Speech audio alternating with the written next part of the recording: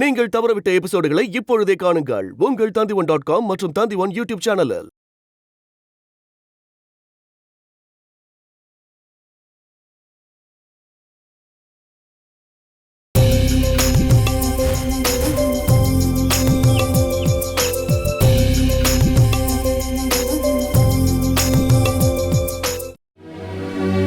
ஜெயகிருஷ்ணனுக்காக உன்னை பொண்ணு கேட்டு வந்தது அவனோட விருப்பத்துக்காக மட்டும் இல்ல.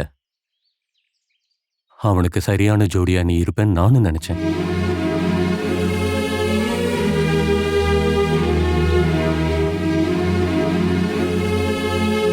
ஆனா அதுவும் நடக்காம போயிடுச்சு. ஆனா அதுக்கு காரணம் உங்க அக்கா தான்.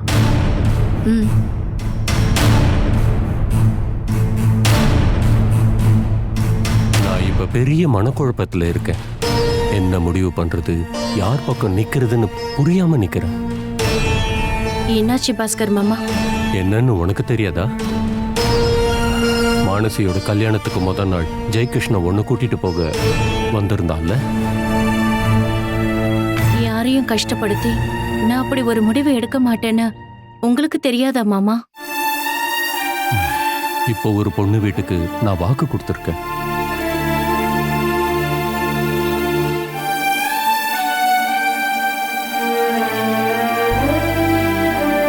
தேவையில்லாம இன்னொரு குடும்பத்தையும் இதுல சம்பந்தப்படுத்தியாச்சு. ஆனா அவன் மனசுல நீதான் இருக்கிறங்கிற உண்மை எனக்கும் தெரியும். நீங்க ரெண்டு பேரும் இப்ப மேஜர் ஆயிட்டீங்க. ஒன்னா வாழணும்னு முடிவெடுத்தீங்கன்னா யாராலையும் தடுக்க முடியாது. அதுதான் சரின்னு எங்களை ஏத்துக்க வைக்கிறதும் உங்களால முடியும். அம்மா துளசி, என்னதான் நீங்க ஒன்னா வாழ்ந்தாலும் கண்ணாடி மாதிரி உடைஞ்சு போன சொந்தங்கள் இனி ஒண்ணு சேராதுமா. நான் உன்னை ஏத்துக்கிட்டாலும் அவங்க அம்மாவும் அவங்க சொந்தங்களும் எப்பவும் உன்னை ஏத்துக்கவே மாட்டாங்கம்மா. என் வீட்டுல என் வைஃப் இருக்கிற வரைக்கும் அவ உன்னை வீட்டுக்குள்ள விட மாட்டா. அதுக்காக நான் உன்னை வெறுக்கவோ சபிக்கவோ மாட்டேன். உனக்கு நல்லா புரியும். கணவனாவும் அப்பாவாகவும் இருக்கிற என் நிலைமை, நான் எவ்வளவு இக்கட்டான நிலைமையில இருக்கேன்னு உனக்கு புரியுதாம்மா? எனக்கு புரியுது மாமா. இனி முடிவு உன் கையில. எனக்கு இதுக்கு மேல எப்படி சொல்லி புரிய வைக்கிறதுன்னு தெரியல.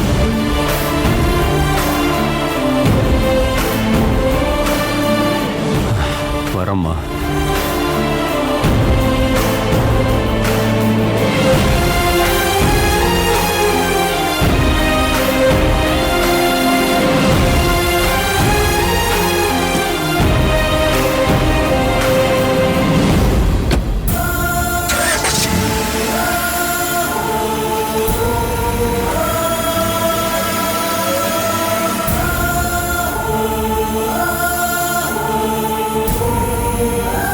பாஸ்கர் மாமா என்ன வேண்டான்னு எவ்வளவு அழகா சொல்லிட்டு போறாரு.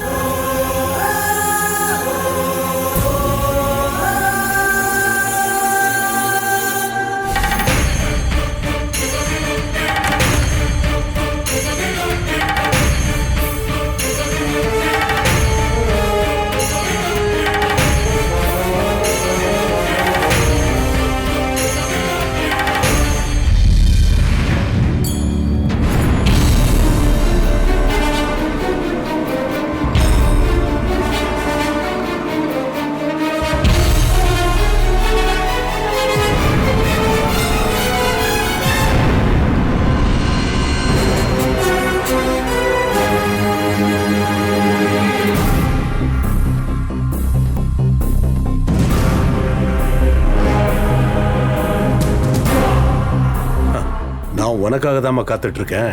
என்ன மாமா? இந்த டேபிள் எப்படி இருக்கு பாத்தியா? இதெல்லாம் கொஞ்சம் கிளீன் பண்ண கூடாது? எனக்கு இதெல்லாம் செஞ்சு பழக்கம் இல்ல.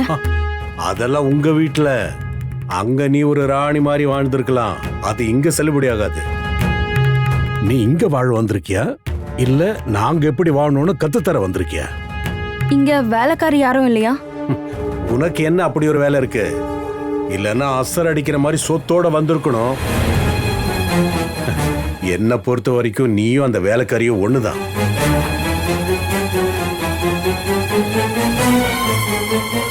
இங்க பாரு, இங்க ஏகப்பட்ட ஆளுங்க வருவாங்க. அதுக்குள்ள இது பளபளன்னு இருக்கணும். நான் குளிச்சுட்டு வர்றதுக்குள்ள இது சுத்தம் பண்ணி இருக்கணும்.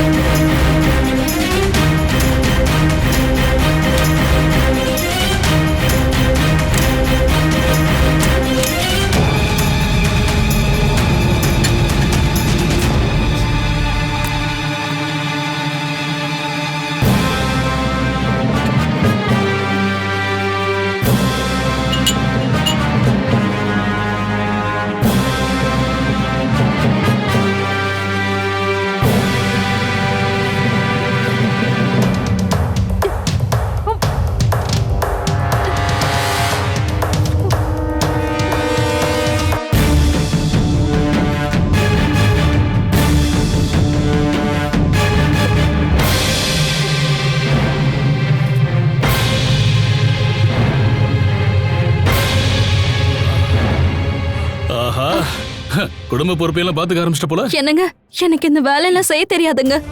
கொஞ்சம் கொஞ்சமா செய்யுமா, மெல்ல மெல்ல எல்லாத்தையும் கத்துக்கலாம். சரி சரி ஆட்டும். அப்புறம் எல்லாம் நீட்டா இருக்கணும். என்னங்க என்னங்க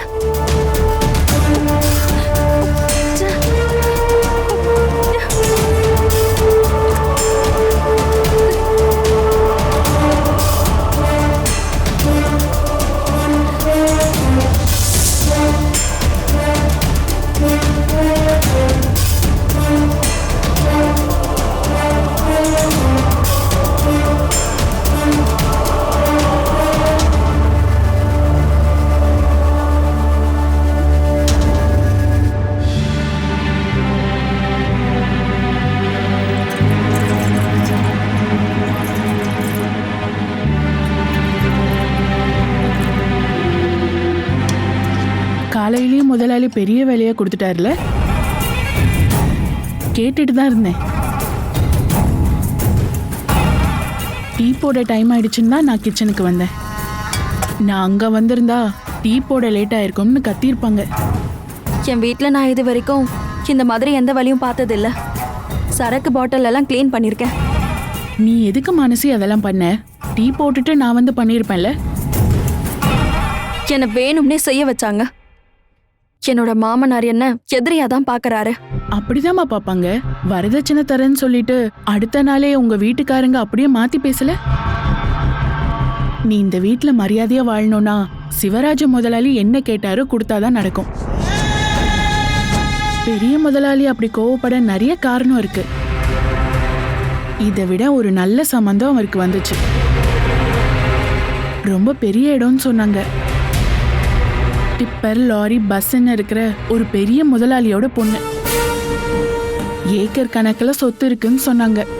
சிவராஜ முதலாளி எல்லாம் பேசி முடிச்சதுக்கு அப்புறம் தான் இவர் உன்னையும் கூட்டிட்டு கொடைக்கானலுக்கு போனாரு.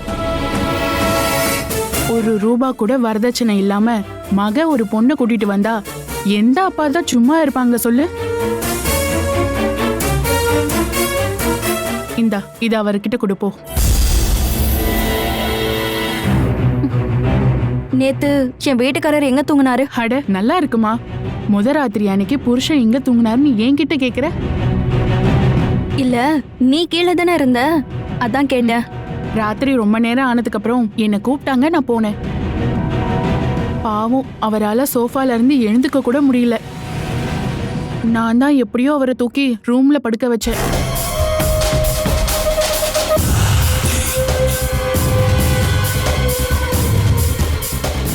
டீ ஆறிட போகுது, எடுத்துட்டு போ.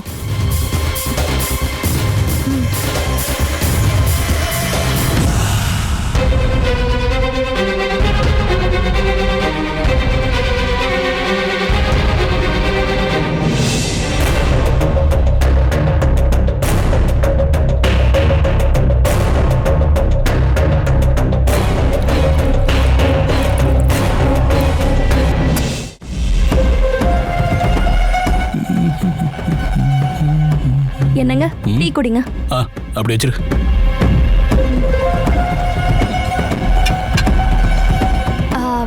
நேத்து ராத்திரி நீங்க எங்க தூங்குனீங்கன்னாவது உங்களுக்கு ஞாபகம் இருக்கா? நான் எங்க தூங்கினேன்னு எனக்கு நல்லாவே தெரியும். என்னங்க என்னங்க என்னடி? நேத்திக்கு நமக்கு முதல் இரவுங்கிற எண்ணம் கூட உங்களுக்கு இல்லாம போயிடுச்சேங்க. நீங்க வருவீங்கன்னு நினைச்சு நான் ரொம்ப நேரமா காத்துட்டு இருந்தேன். நான் வெளியில வந்து பார்த்தப்போலாம் நீங்க ஃப்ரெண்ட்ஸோட ஜாலியா பேசிட்டு இருந்தீங்க. எனக்கு முக்கியமானவங்க என் ஃப்ரெண்ட்ஸ் தான்.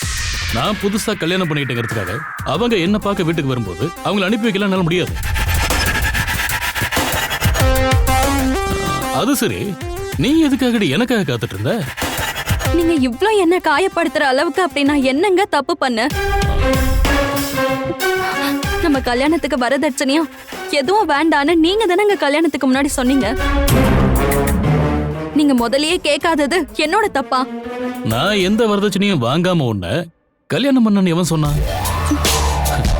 நான் உன்னை கல்யாணம் பண்ண ஒத்துக்கிட்டதே வரதட்சணையா நீ எனக்கு சத்தியம் பண்ணி கொடுத்ததுனாலதான். என்னோட எந்த விஷயத்திலையும் தலையிட மாட்டேன்னு நீ சத்தியம் பண்ணியிருக்க. நான் என்னோட வாழ்க்கைய ஏன் இஷ்டப்படிதான் வாழுவேன். மனைவி மண்ணாங்கட்டின்னு இதுல தலையிட வந்துடுறத. நமக்குள்ள இருக்கிற ஒப்பந்தம் அதோட க்ளோஸ் ஆயிடும். காராளி சந்திரனோட மனைவிங்கிற பதவி மட்டும்தான் உனக்கு இருக்கு. என்னங்க? ஏய், பேசாத. உன்னோட உலகம் இந்த வீடு மட்டும்தான். அதுக்கு மேல நீ கனவுலையும் நினைக்காத.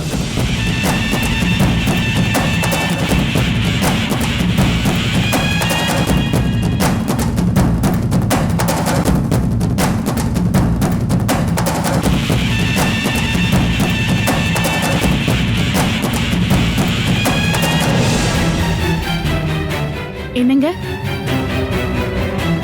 டீ?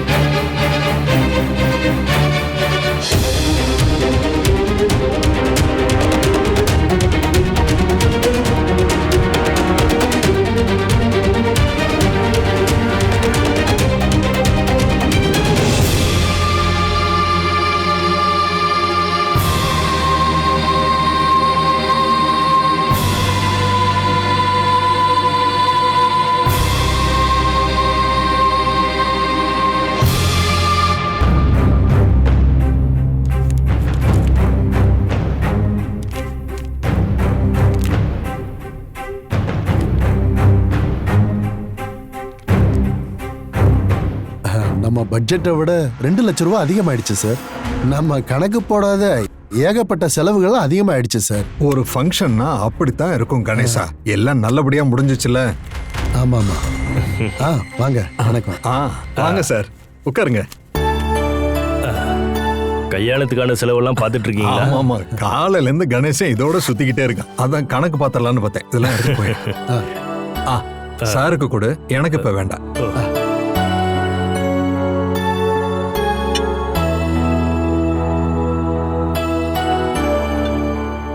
நம்ம பொண்ணு அந்த வீட்டுக்கு போனதும் நாமளும் நேத்தே போயிருக்கணும். ஆனா போகல. சம்பிரதாயத்துக்காக இன்னைக்காவது நம்ம அங்க போறதுதான் நல்லது. அதை நான் ஏற்கனவே முதலாளியா கிட்ட சொல்லிட்டேன். கல்யாணம் தான் கம்பீரமா நடந்துருச்சுல்ல, அந்த சடங்கையும் நாம சரியா செஞ்சிருக்கணும்.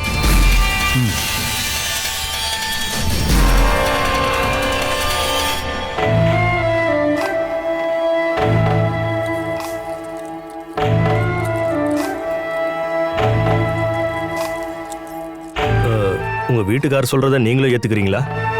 இந்த விஷயத்துல நான் எந்த கருத்தும் சொல்ல விரும்பல. நாங்க மனசார இந்த கல்யாணத்தை பண்ணி வைக்கல. வேற எந்த வழியுமே இல்லாததுனால துளசியோட எதிர்காலத்துக்காக மட்டும்தான் அதை நாங்க ஒத்துக்கிட்டோம். வேண்டாம் சார். அப்பாவுக்கும் மகளுக்கும் இருந்த உறவு கல்யாண மண்டபத்தோட முடிஞ்சு போச்சு. பொதுவாவே மகளை ஒருத்தன் கையில புடிச்சு கொடுத்துட்டோம்னா அப்பாவோட கடமை முடிஞ்சது. இருந்தாலும் மாப்பிள்ள நல்லவனா இருக்கணும்னு தான் அப்பா விரும்புவாரு. ஆனா நம்ம வீட்டுல அப்படி எதுவும் இல்லையே. அவளா முடிவு பண்ணா நாங்க நடத்தி வச்சோம். நான் தோத்து போய் அப்படியெல்லாம் எதுவும் நடத்தி வைக்கல. அதுக்கான காரணத்தை நான் யாருக்கிட்டையும் சொல்லாம வச்சிருக்கேன்.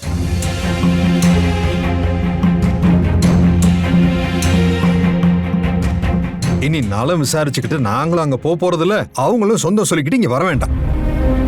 அன்னைக்கு நான் சொன்னதுதான் இப்பவும் நான் சொல்றேன். என் வீட்டுக்குள்ள இருந்த ஒரு அசிங்கத்தை நான் வீட்டை விட்டு வெளியே போட்டேன். இனி அந்த அசிங்கத்தால அவங்க வீடு நாறுதோ இல்ல மணக்குதோ அதை பத்தி நமக்கு கவலை இல்லை. இனி அவ எந்த தேவைக்காகவும் இங்க வரக்கூடாது. இந்த வீட்டை விட்டு அவளை முழுசா வெளியில அனுப்பணும்னா அவளுக்கு சேர வேண்டிய எல்லா பங்கையும் கொடுத்தாகணும்.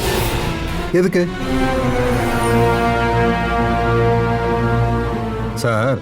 என்னுடைய 3 பஸ்ஸையும் பாதி சொத்தையும் அந்த சிவராஜன் கேட்டான். நீங்க எதுவுமே கொடுக்காம இருந்தா அவளை அந்த வீட்டுல வாழ விட மாட்டாங்க. என் பங்கு எனக்கு கொடுங்கன்னு அவ இங்கதான் வந்து நிப்பா. நான் என்ன பண்றதுன்னு ஏற்கனவே முடிவு பண்ணிட்டேன். என் சொத்துக்கு ஆசைப்பட்டு யாரும் இனிமே கனவு காண வேண்டாம். எல்லா சொத்தையும் பங்கு பிரிக்கிறதுன்னு நான் முடிவு பண்ணிட்டேன்.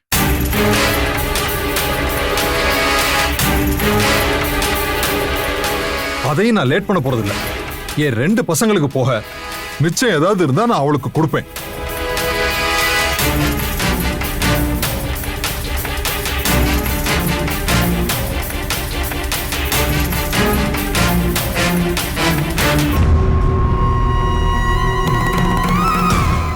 நீ என்கிட்ட கதையில விடாத. உனக்கு என்ன வேலை இங்க? நான் இங்க மெக்கானிக்னே. அவ்வளவுதானே?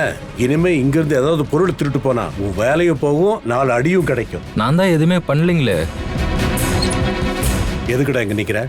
போடா போய் வேலை பாரு. சரிங்கண்ணே. உன்னத்தாயா நான் தேடிக்கிட்டே இருந்தேன். கல்யாணத்துக்கு அப்புறம் அங்க என்ன நடக்குதுன்னு எதுவுமே தெரியலையே. 4 அணா கூட வரதட்சணை தராம பொண்ணு அனுப்பிச்சிட்டோன்னு அந்த ஆள் சந்தோஷமா இருக்கானோ? மாப்பிள்ள அழைப்பு நேரத்துல அந்த பையன் திடீர்னு அங்க வருவான்னு நாம யாரும் எதிர்பார்க்கல முதலாளி. நீ உன் முதலாளி கூடவே தானையா இருந்த. நான் கொடுத்த காசுக்கு நன்றி விசுவாசமா இருந்தியா? அந்த பையன் வருவாங்கிற விஷயத்தை ஏன் என்கிட்ட சொல்லல? கல்யாணத்துக்கு முந்தா நாள் அந்த வீட்டுக்கு நான் வந்து ஷோ காட்டி எல்லாம் அசிங்கமா போச்சு. அது வந்து அவன் வருவான்னு ஏதாவது க்ளூ கிடைச்சிருந்தா நான் முதல்ல உங்ககிட்ட சொல்லியிருப்பேன் முதலாளி. அந்த துளசி தான் அவனுக்கு கால் பண்ணி வர சொல்லியிருப்பா.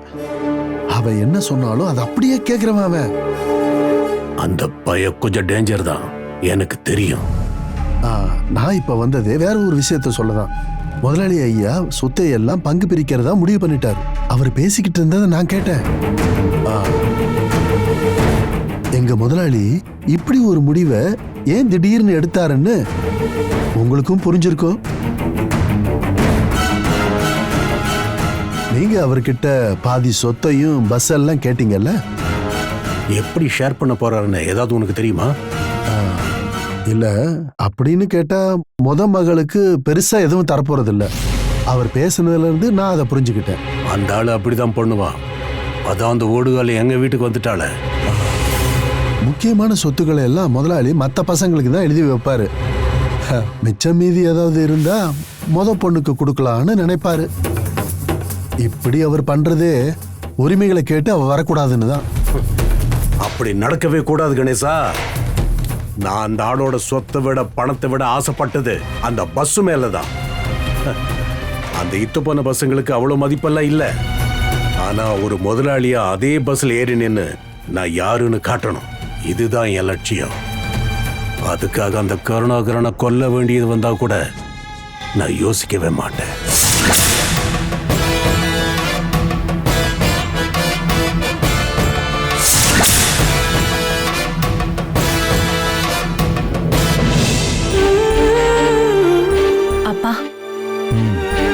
ஷேர் பண்றத பத்தி நீங்க பேசுறத நான் கேட்டேன். அதை பண்ணித்தானேமா ஆகணும். சார் சொன்னதெல்லாம் 100க்கு 100 உண்மை. அவ கண்டிப்பா இங்க வருவா, வந்து அவ சொத்துக்களை தான் கேட்பா. அதுக்கு முன்னாடியே நான் அதை செஞ்சாகணும். இப்ப நீங்க எதுக்காகப்பா ஷேர் பண்றீங்க? அவளுக்கு கொடுக்க வேண்டியதெல்லாம் கொடுத்துடலாம்ல, அதுதானப்பா முறை. அவளுக்கு மட்டும் எதுக்குமா தனியா கொடுக்கணும்? பிரிக்கும் போது நான் எல்லாருக்கும் கொடுத்துட்றேன். அப்படி நீங்க பண்றதா இருந்தா மூத்த மகன்ற முறையில அவளுக்கு தான் அதிகமான ஷேரை கொடுக்கணும்.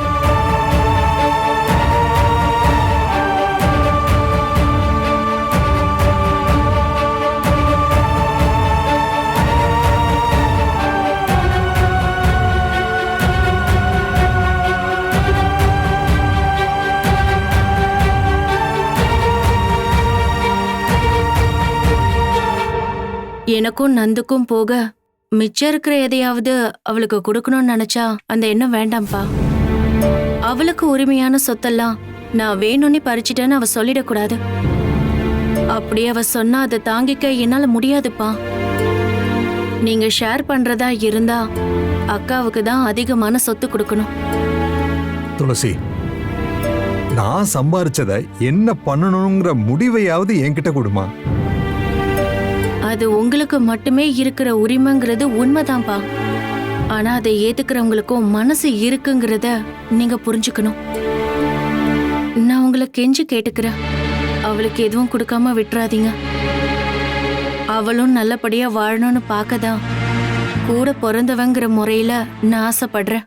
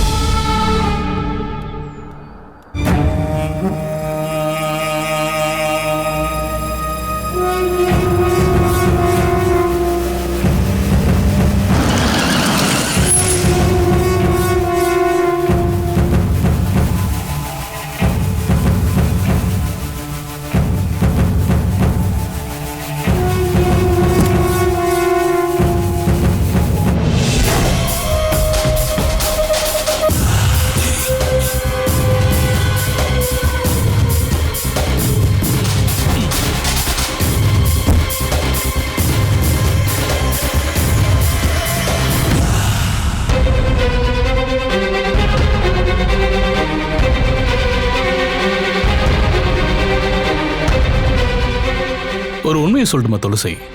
உன்னை பார்த்தா நல்லா இருக்கும்னு இப்பதான் ஆசைப்பட்டேன். ஆஹா, கரெக்டா நீ என் கண்ணு முன்னாடி வந்து நிக்கிற. நீங்க நினைச்சதும் உங்க முன்னாடி வர நான் உங்க தேவதையா? என்ன பொறுத்த வரைக்கும் நீ தேவதை தாண்டி. நீங்க ஏன் அக்காவோட புருஷன். அக்கா புருஷன் என்னோட அண்ணன் மாதிரி. ஒரு தங்கச்சி மாதிரி நீங்க என்கிட்ட நடந்துக்கங்க. என்ன பொண்டாட்டி, என்ன புருஷன்? நீ அவளுக்கு கால் பண்ணி எதுவுமே கேட்கலையா? வேணும்னா கேட்டு பாரு, அவளே சொல்லுவா. அங்க வந்தும் அவ தனியாதாமா தூங்குறா. அவளுக்காக நான் ஒரு ரூமை கொடுத்துட்டேமா மேல. அதுதான் அவ உலகம். அவளை நான் என் மனைவின்னு இந்த ஜென்மத்தில் இல்ல, வேற எந்த ஜென்மத்திலும் ஏத்துக்க மாட்டேன். நீங்க அதையே என்கிட்ட சொல்றீங்க? உங்க வாழ்க்கைய பத்தி தெரிஞ்சுக்க எனக்கு சுத்தமா விருப்பம் இல்ல. இல்ல, அப்படியெல்லாம் உன்னால சுலபமா போக முடியாது. இப்ப நான் போட்ட வட்டத்துக்குள்ளதான் நீ இருக்க. உன் அக்கா மானசிய பயன்படுத்தி இந்த சந்திரன் போட்ட வட்டம். அதை தாண்டி போக இந்த ஜென்மத்துல உன்னால முடியாது. உன்னோட பிடிவாதத்தினாலதான் உன் அக்காக்கு இந்த நிலைமை வந்திருக்கு. உன்னாலதான் நான் அவ பின்னாடியே சுத்த ஆரம்பிச்சேன். நீங்க எதுக்கு ஆசைப்படுறீங்க? உங்க கூட நான் வாழ்வேன்னா நீங்க ஏன் அக்காவோட புருஷன்? நீங்க ஒரு நாகரிகமான மனுஷன் தானே? உன் சந்தேகத்துக்கெல்லாம் நான் பதில் சொல்றேன். ஆசைப்பட்ட பொண்ணு கிடைக்கலங்கிறதுக்காக அவ அக்காவை கல்யாணம் பண்ணிக்கிட்டு திருப்தி அடைகிற முட்டாள் நான் கிடையாது. உன் அக்காவை எப்படி சொந்தமாக்குனாலும் அதே மாதிரி உன்னையும் சொந்தமாக்க எனக்கு தெரியும். அப்படி ஒரு நம்பிக்கை எனக்கு இருக்கிறதுனாலதான் உன் அக்காவையே நான் ஏத்துக்கிட்டேன். உங்களை பழி வாங்கணும்னு மட்டும் நான் நினைச்சிருந்தேன்னா அவளை அன்னைக்கே கணக்கு முடிச்சு அனுப்பி வச்சிருந்திருப்பேன். நீ என் மனசுல இருந்ததுனால தான் நான் அப்படி பண்ணல, புரியுதா? நான் இனி உனக்காக என்னெல்லாம் பண்ண போறேன்னு பொறுத்து இருந்து பாருடி. நான் இதுவரைக்கும் பண்ணதெல்லாம் உனக்காகத்தான் துளசி, உனக்காக மட்டும்தான். நான் இதுவரைக்கும் பண்ணதெல்லாம் உனக்காகத்தான் துளசி, உனக்காக மட்டும்தான்.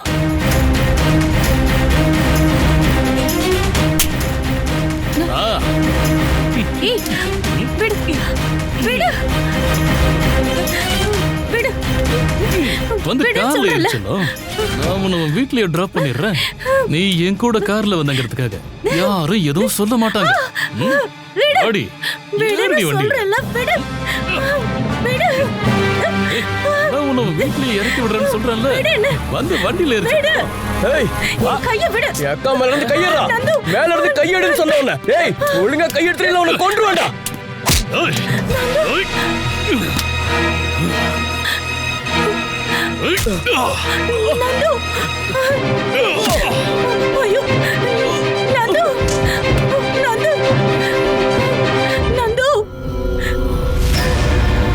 இந்த பயல கூட்டிட்டுங்கிறது போ துளசி.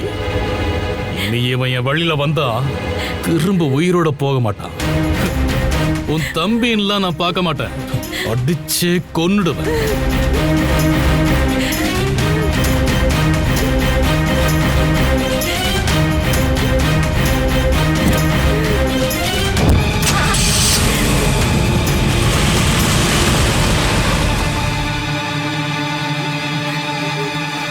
மானசி அவனுக்கு கல்யாணம் பண்ணி வைக்க நீ தான் சப்போர்ட் பண்ணல. இப்ப அனுபவி. சொந்தக்காரன் சொல்லி எப்ப வேணும்னாலும் அவன் கையை பிடிப்பான்.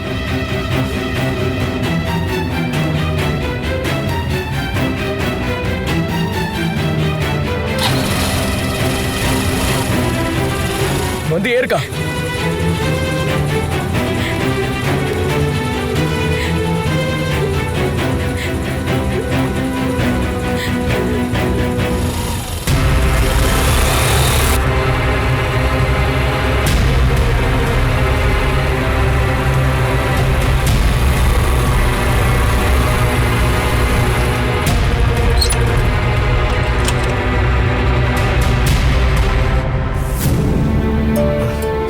இதுக்கு மேலேயும் என்னால பொறுமையா இருக்க முடியாதுக்கா.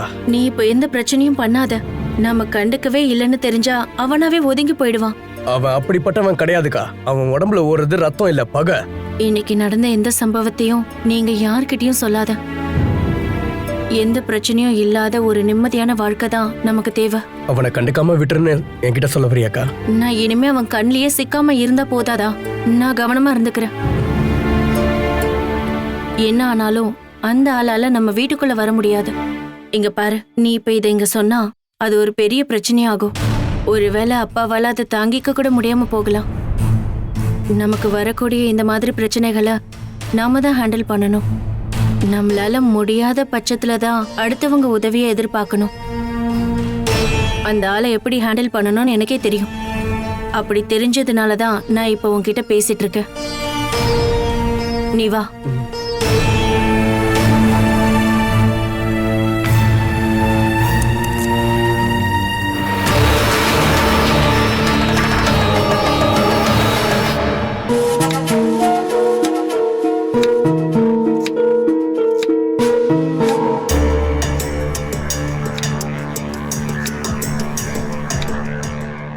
அவர் எப்படி ஆசைப்படுறாரோ அப்படி நீ இருந்தா மட்டும்தான் உன்னால இங்க வாழ முடியும். மானசி, நான் உன்னை கேட்கவா? நீங்க இவ்வளவு நாள் லவ் பண்ணீங்கல்ல, அப்போ ஒரு நாள் கூட இவர் கேரக்டர் பத்தி உனக்கு எந்த டவுட்டுமே வரலையா? உன்னால புரிஞ்சிக்கவே முடியலன்னு சொன்னா நீ ஒரு முட்டாள்னு தான் நான் சொல்லுவேன். அப்புறம் நீ எந்த நம்பிக்கையில உன் வீட்டு ஆளுங்களெல்லாம் ஏமாத்திட்டு இவர் கூட கொடைக்கானல் போன? அப்போல்லாம் இவர் என்கிட்ட ரொம்ப ரொம்ப அன்பா தான் நடந்துப்பாரு. சரி, இவரோட கேரக்டர் எப்ப மாறுச்சு? உன் வீட்டு ஆளுங்களை எல்லாம் பழி வாங்கறதுக்காக தான் இவர் உன்னை கல்யாணம் பண்ணியிருக்காரா? எல்லாமே தெரிஞ்சிருந்தும் நீங்களும் ஏன் இப்படி கேள்வி கேக்குறீங்க? உண்மையிலேயே உன்னை நினைச்சு நான் ரொம்ப கவலைப்படுறேன். புகுந்த வீட்டுல உனக்கு எந்த மதிப்பும் இல்லை, பிறந்த வீட்டுல இனிமே எந்த பிரயோஜனமும் இல்லை. உன் புருஷனையும் குறை சொல்ல முடியாது மானசி. மக ஓடி போயிட்டான்றதுக்காக ஏதோ கல்யாணம் பண்ணி வச்சிட்டோம்னு உங்க வீட்டுல நினைச்சிட்டாங்க. உன் வாழ்க்கை நல்லா இருக்கணும்லாம் அவங்க யாரும் ஆசைப்படல. அப்படி நினைச்சிருந்தா இவங்க கேட்காமலேயே அவங்க செய்ய வேண்டியதை செஞ்சிருப்பாங்க. சிம்பிளா உன்னை சொல்றேம்மா, அவங்க உன்னை கல்யாணம் பண்ணி அனுப்பிட்டாங்க. சரி, பொண்ணு வாழ போற வீட்டை ஒரு தடவையாவது பார்க்கலான்னு அவங்க யாராவது வந்தாங்களா? நேத்து உன் வீட்ல இருந்து யாராவது வந்திருந்தா உன் புருஷன் உன்னை தனியா விட்டுருப்பாரா?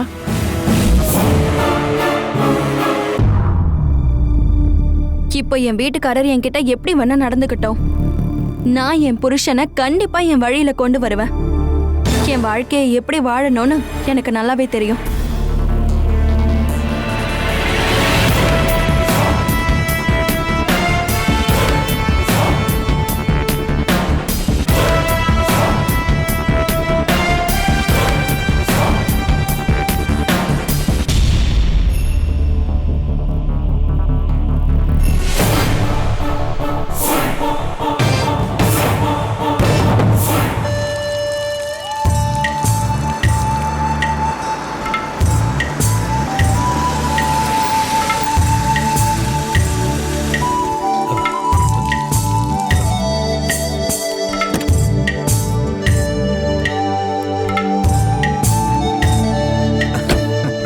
சார், நீங்க இன்னைக்கு அங்க வருவீங்கன்னு நான் எதிர்பார்த்தேன். வீட்டுல கொஞ்சம் சுத்தம் பண்ற வேலை இருந்துச்சு, நானே அங்க வரலான்னு தான் இருந்தேன். ஓ, சரி வாங்க வாங்க. வாங்க உக்காருங்க. சரளா, டீ போட்டு எடுத்துட்டு வாமா.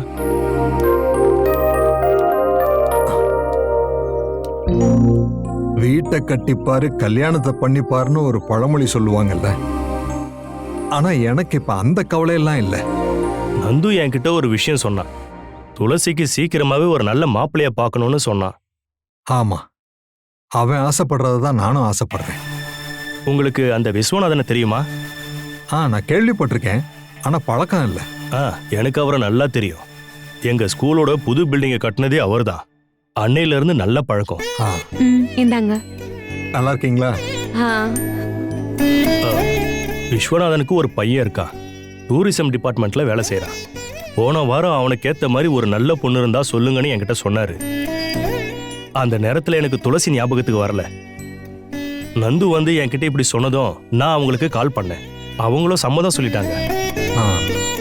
அந்த சம்பந்தம் ரொம்ப ரொம்ப நல்ல சம்பந்தம்னு. பையனுடைய அம்மா கீதாவும் என் அக்காவும் ஒன்னா படிச்சவங்க தான். ரொம்ப நல்ல ஃபேமிலி. மூத்த பொண்ணோட கதையெல்லாம் அவங்களுக்கு தெரியுமா? கொஞ்ச நேரத்துக்கு முன்னாடி கீதா கால் பண்ணாங்க. எல்லாமே தெரிஞ்ச மாதிரி தான் என்கிட்ட பேசினாங்க. நானும் எல்லா விஷயத்தையும் அவங்க கிட்ட சொல்லிட்டேன்.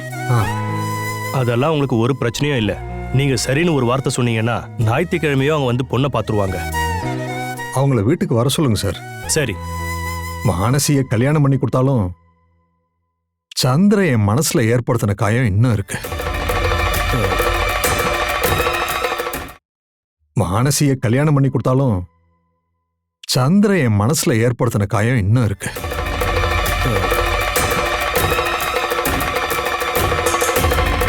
நான் கல்யாணத்துக்கு ஒத்துக்கிட்டதே துளசியோட வாழ்க்கையில எந்த பிரச்சனையும் வந்துடக்கூடாதுங்கிறதுக்காகத்தான்.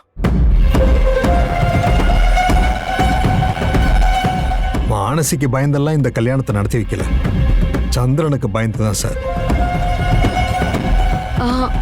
அந்த சந்திரன் உங்களை பயமுறுத்தினானா? ஒரு ராத்திரி முழுக்க அவங்க கூட இருந்துட்டு வந்தா. அவளோட சில மோசமான போட்டோஸ் எல்லாம் அவங்கிட்ட இருக்கிறதா சொல்லி தான் என்னை பயமுறுத்தினான். அப்படிப்பட்டவன் அதையெல்லாம் இதை லீக் பண்ண கூட தயங்க மாட்டான். கெட்டு போனவ கெட்டு போயிட்டா. ஆனா தண்டனையை அனுபவிக்கிறது என் ரெண்டாவது பொண்ணுதான்.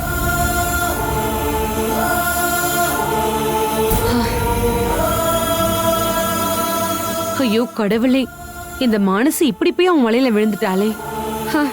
துளசியோட கல்யாண விஷயத்தை தள்ளி போடுறது ரொம்ப தப்பு. சீக்கிரமாவே ஜாதகம் பொருத்த பார்க்கலாம். அவ ஜாதகத்தை நந்து கிட்ட கொடுத்து அனுப்புங்க. ஜாதகம் பார்த்ததுக்கு அப்புறம் பொண்ணு பார்க்கலான்னு விஸ்வநாதன் சொல்லிட்டாரு. நான் இப்பவே போய் கணேசன் கையில கொடுத்து விடுறேன். அப்புறம் ஜாதகம் பார்க்கும்போது விஸ்வநாதனையும் கூட கூட்டி போங்க. அவரே வரணும்னு தான் சொல்லிக்கிட்டு இருக்கிறாரு. அப்படியா? சரி, அப்படின்னா நான் கிளம்புறேன். வரேம்மா.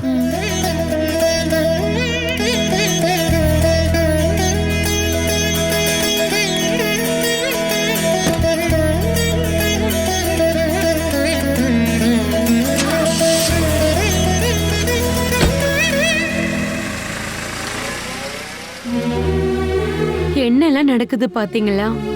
அவளுக்கு தெரியாம தான் சந்திரன் அவளை போட்டோ எடுத்திருப்பான். காதல்னு பேரை சொல்லி கண்டவனை நம்பி இறங்கி போகும்போது இந்த மாதிரிலாம் ஆபத்து இருக்குன்றத பொண்ணுங்க மறந்துடுறாங்க.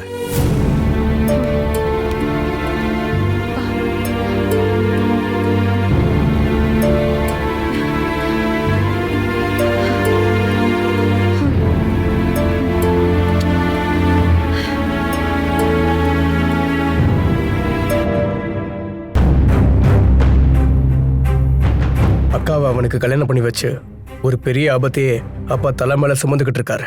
சந்திரனுடைய ஆசையை பத்தி அம்மா அப்பாவுக்கு தெரியக்கூடாதுன்னு அக்கா தெளிவா சொல்லிட்டா. உங்க சின்ன அக்காவோட பேர்ல எந்த பிரச்சனையும் வரக்கூடாதுன்னு தான் அவங்க நினைக்கிறாங்க. அவன் என் சின்னக்காவோட கையை பிடிச்சி இழுத்துட்டான். இனிமே அவன் என் சின்னக்கா மேல கை வச்சான், அவனை கொன்னுட்டு நான் ஜெயிலுக்கு போயிடுவேன். நீங்க எப்ப பார்த்தாலும் இதே தான் பேசுறீங்க.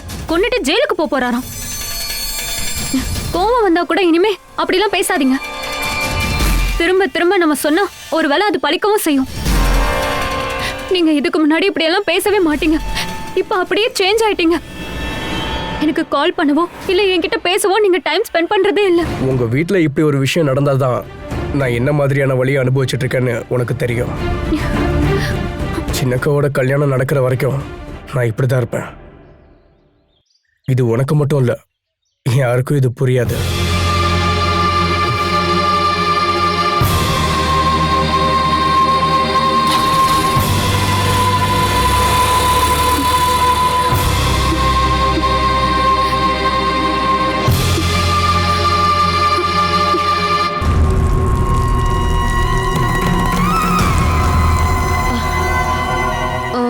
நீ என்ன சொல்ற? சந்திரனுக்கு அப்படி ஒரு ஆசை இருக்கா? நந்துவுக்கும் அவங்க சின்ன அக்காவுக்கும் மட்டும்தான் இது தெரியும். பெரிய அக்கா கூட அந்த ஆளு வாழணும்னு ஆசைப்படலையாம்.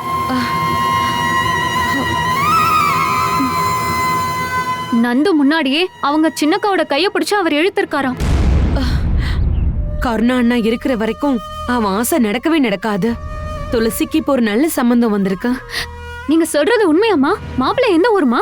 ஆனா என்கிட்ட பேசினப்போ அவர் இத பத்தி எதுவுமே சொல்லலையே. சீக்கிரம் கல்யாணம் பண்ணி வைங்கன்னு உங்க அப்பாவை பார்த்து சொன்னதே அவன்தான். ஆனா மாப்பிள்ளை பார்த்த விஷயம்லாம் நந்துக்கு இன்னும் தெரியாது. அப்படி இருந்தா கண்டிப்பா உங்ககிட்ட சொல்லிருப்பான். உங்க அப்பா பையனோட அப்பா கூட ஜாதகம் பார்க்க போயிருக்காரு. ஜாதகம் பொருத்தமா இருந்தா ஒரே மாசத்துல கல்யாணம் முடிஞ்சிரும். நான் அப்படிதான் நினைக்கிறேன். துளசி அண்ணியோட கல்யாணம் நடந்தா மட்டும் போதும். 2 பேருடைய நட்சத்திரத்தையும் பார்த்தா கல்யாண பொருத்தம் இருக்கும் தான் உங்க அப்பா சொன்னாரு. கண்டிப்பா ஜாதகம் பொருந்திரும். அந்த சந்திரன் தலைகீழ நின்னா கூட அவங்க மாற மாட்டாங்க. அவன் என்ன பண்ணி அந்த வீட்டுக்குள்ள நுழைஞ்சான்னு அவங்களுக்கு நல்லா தெரியும்.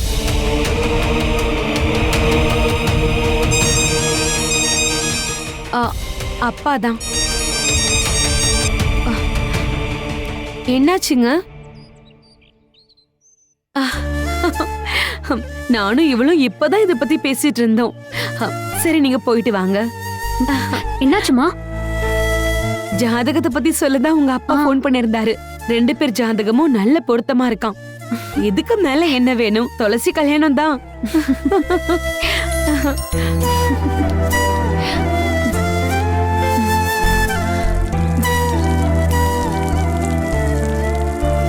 கணேஷா, அத பத்தி எல்லாம் பேசி இப்ப பிரயோஜனம் இல்ல. நீ ஒண்ணு பண்ணு, ஒரு 10,000 ரூபாய அவர் வீட்டுக்கே கொண்டு போய் கொடுத்துரு. என்ன, அப்புறம் பாத்துக்கோ. சரி வை. பாவம். நம்ம கிருஷ்ணன் இருக்கார்ல, அவரை நினைச்சா வருத்தமா இருக்கு. அவருக்கு பணம் வர இன்னும் 1-2 மாசம் ஆகுமா? இப்ப நம்மளை தவிர வேற யாரும் உதவுவா? சரிதாங்க. ரெடி ஆயிட்டீங்களா? வாங்க.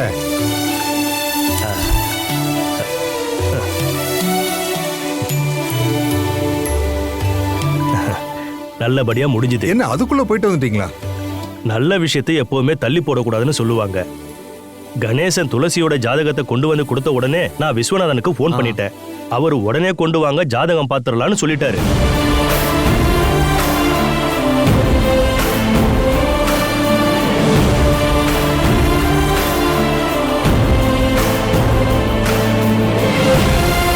Catch us on TV, Tandivan.com, Facebook and YouTube.